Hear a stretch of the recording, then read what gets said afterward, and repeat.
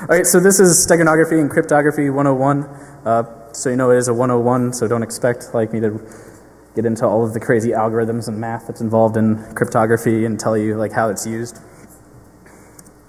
First of all, we'll start with cryptography. Essentially, cryptography, you're taking something that everyone can see, standard message, picture, data, whatever you want to have, and you're taking it and you're going to pass it through a bunch of equations.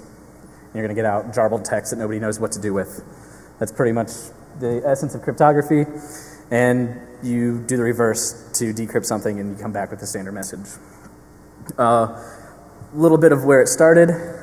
Cryptography started out like long time ago, and some of the earlier crypto methods were transposition. So you can see here that what they did is they moved a bunch of the characters around, and you can do that to get transposition cryptography. The other one I'm sure you've all seen on the back of cereal boxes and whatever gummy fruit that you may or may not eat. You see substitution, and that's just pretty much lining up letters by letters and substituting for one another. So then the computer era allowed us to take data, represented as ones and zeros and things like that, and pass those through those equations that we talked about and alluded to earlier, and use a shared key to encrypt that data into unusable text for anybody. Some of the common algorithms that are used for this, I know this is a wall of text, so this is pretty much as proof that there are thousands and thousands of different crypto types out there. The most common ones are up there. Some of the ones you may come across and some of the programs you may or may not use are up there. And then there's even more that, typically though you want what's considered good cryptos that stood the test of time, that's open, where you can actually see the mathematical equations in it. AES and Blowfish and the ones listed up top, those are all open. People can see them. They've proved the test of time. People have tried to crack them, and you'll see lots and lots of talks here at DEFCON and people who are circumventing crypto and things like that, but not one of them is about actually breaking the math on crypto. So just know that most of the time when people are talking about breaking crypto, they're not actually breaking the math, because the math behind crypto was made by really, really smart people. Much smarter than I am. All right, so get back to people. Crypto does rule. It absolutely rocks. Like I said, the math behind it is amazing. But by definition, crypto, if you have a 128-bit key, it should take 2 to the 227th tries on average to crack it. So no supercomputer is going to be doing that. That takes forever. So people like to argue about how big of keys we should use: 128-bit, 256, 512, all the way up to 4096. That's all great, but you're getting into a battle there of like, well, how high should we make this fence? Should we make this fence 2 miles high, 4 miles high, 8 miles high? Well, it comes a point where the attack vector is not going to be the fence any longer. If you have the crypto and the fence is built, people are probably going to try to go around the fence or under the fence. The same analogy, if you had a box and it was made out of cardboard, you're not going to buy one of those awesome locks and expect someone to just start picking the lock. They're just going to tear through the cardboard. So those are a lot of people wonder like, well, how much crypto should I use and things like that. So it's analogous to these pictures here where, yeah, you can lock things up, but you can also fail at locking things up.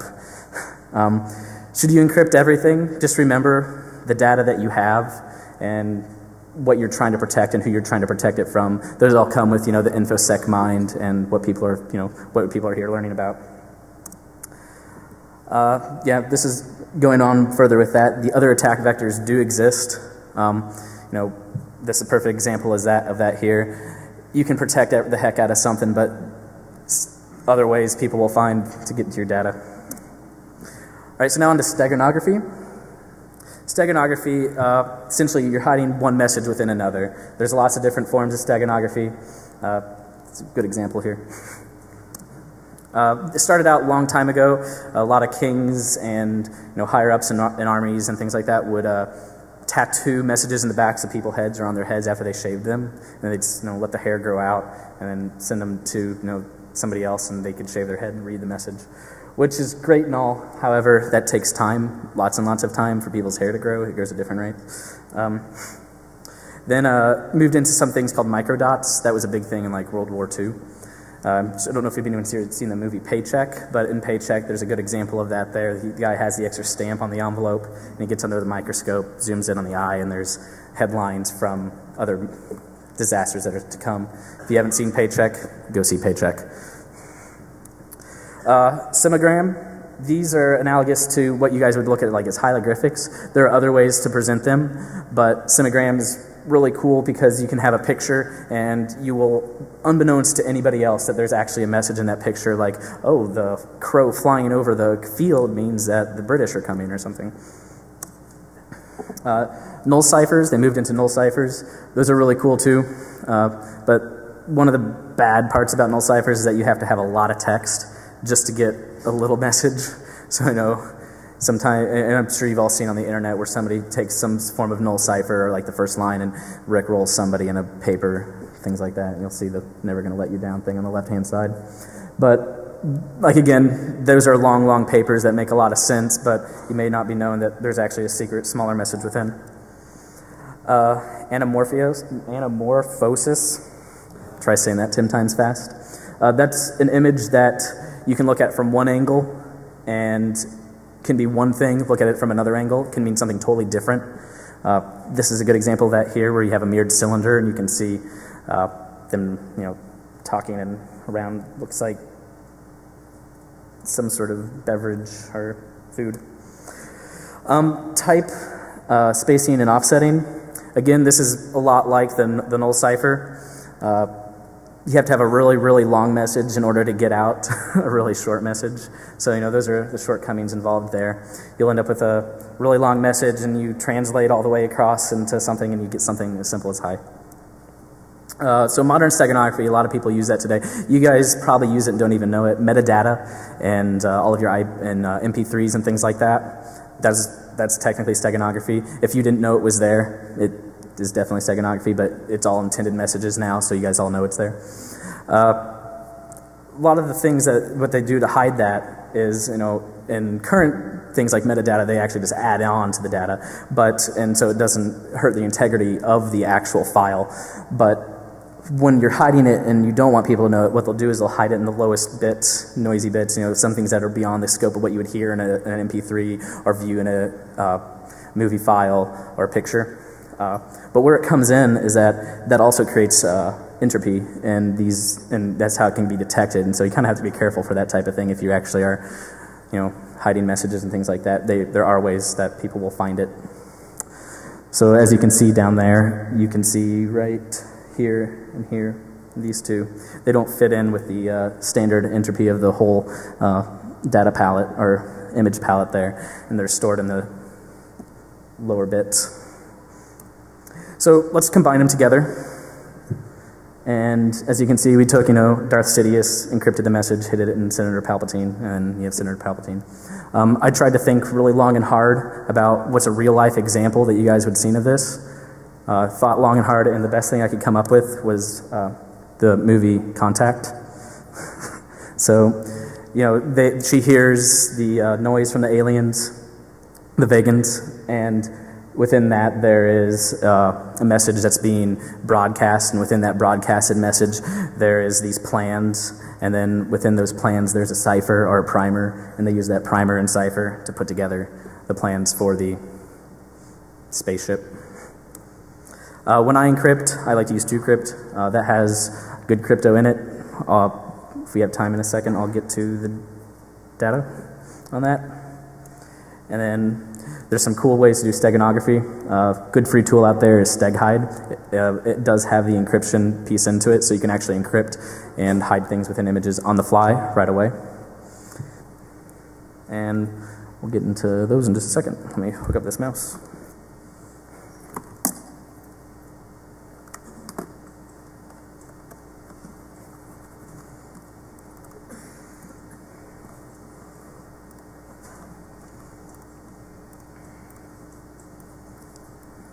So these are all freely available under the public license.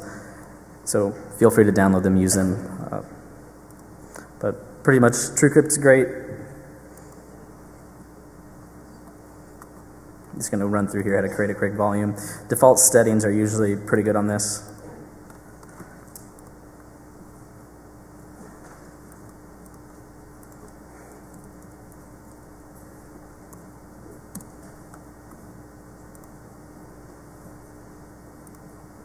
Let's make it 2 gigs.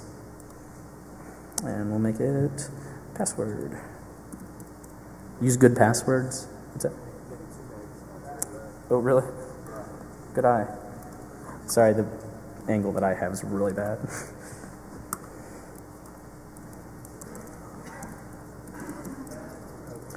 I'm using password for my password. So if I forget, you can come up, right?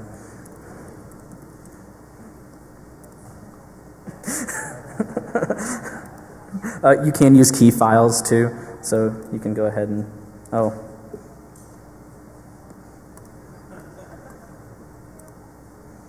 it will warn you that your password sucks. And that takes a second. It'll format a volume for you, and then it'll put it out here. You guys can see.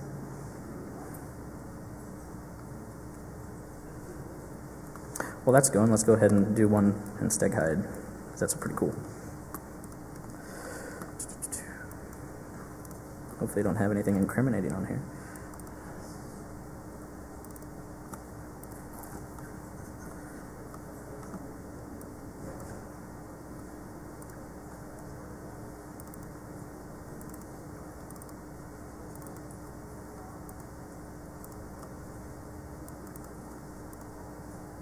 Oh, crap. I'm being winded. Live demos suck, by the way.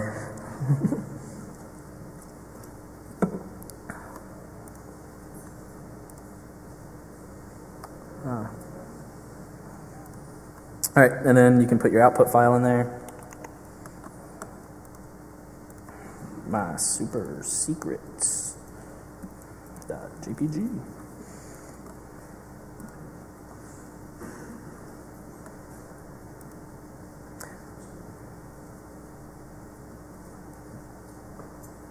Done. So then, to the unbeknownst person, it just looks like Professor Zoidberg having a blast. But to us, if we want to, TrueCrypt volume's done, great. We can extract it and browse, go to the desktop. Oh, my super secrets output file, we'll call it secrets.txt. And what was my password? Oh.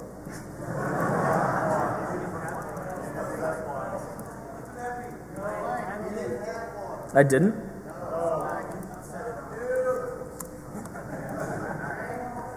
All right, yay! There you go. So there's a text file full of secrets. Oh, I didn't set one, you're right. That was TrueCrypt that I did set that one on. So yeah, you can password protect them too. I recommend that. All right, so as you can see, oh, where did it create it?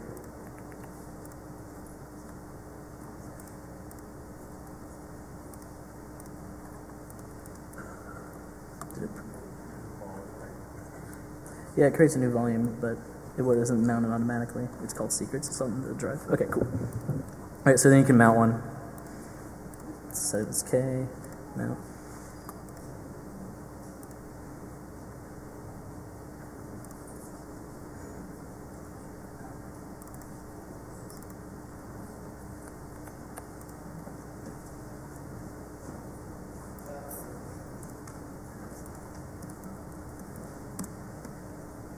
And then it's mounted as there.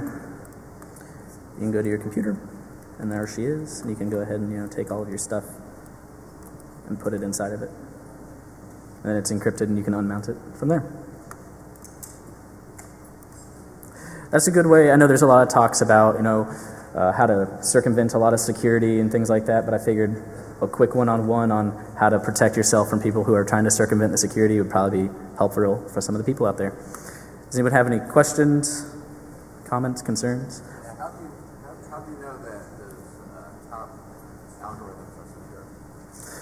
They're open and they've stood the test of time is pretty much the quick, dirty answer to that question. How do you know that no one's found it? there's high rewards out for people who can circumvent that math. Like if you can crack that security, a lot of people will pay big money for that. If you want to find it, you want to sell it to the highest bidder.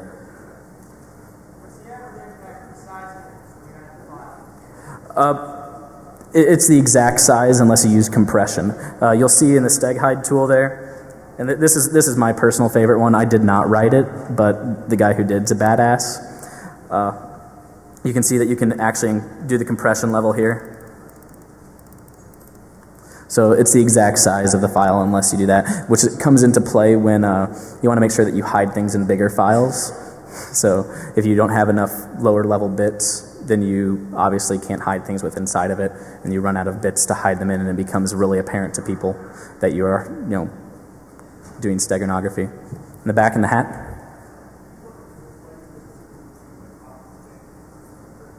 I'm sorry.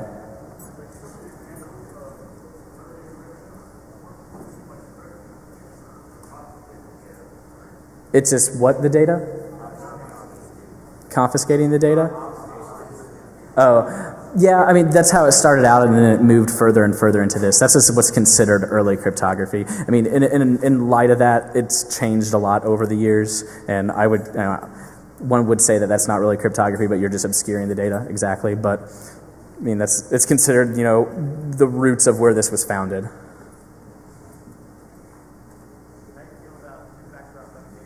I love two-factor authentication. With TrueCrypt, loves it. Yeah. It comes into the things of what are you securing? I mean, if you don't need two-factor authentication, you don't need it. But I mean, if you really, want that, then use it. What's that? You can use a key file as well, so you can have both, like you both shared key and a file that you would have to share with others. What's that? No, actually, it's a total new date timestamp.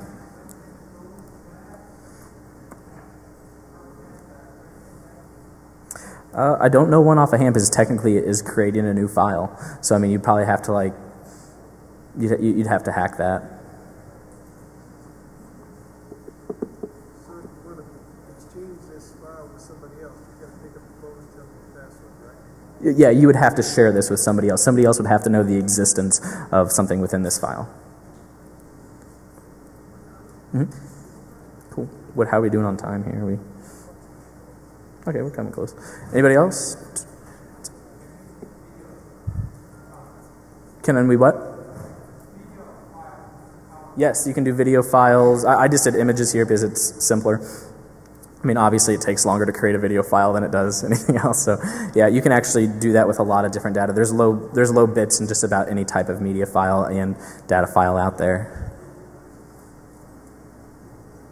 What do you think the response would be from the community if there was a way to exchange this file without having to tell them what the password was? That would be cool. I mean, if you can hide it without the password, right?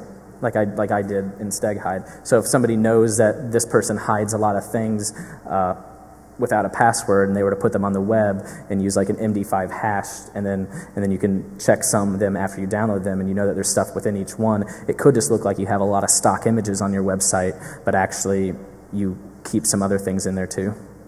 So that's a practical application to it right there.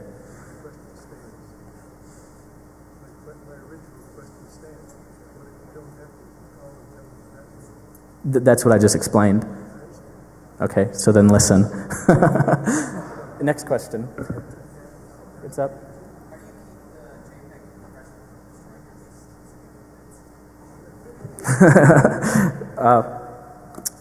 It does destroy your least significant bits. That's definitely the problem with it. And it is, like I said, picked up by statistical analysis and the entropy of the data. Okay, that's all we got time for.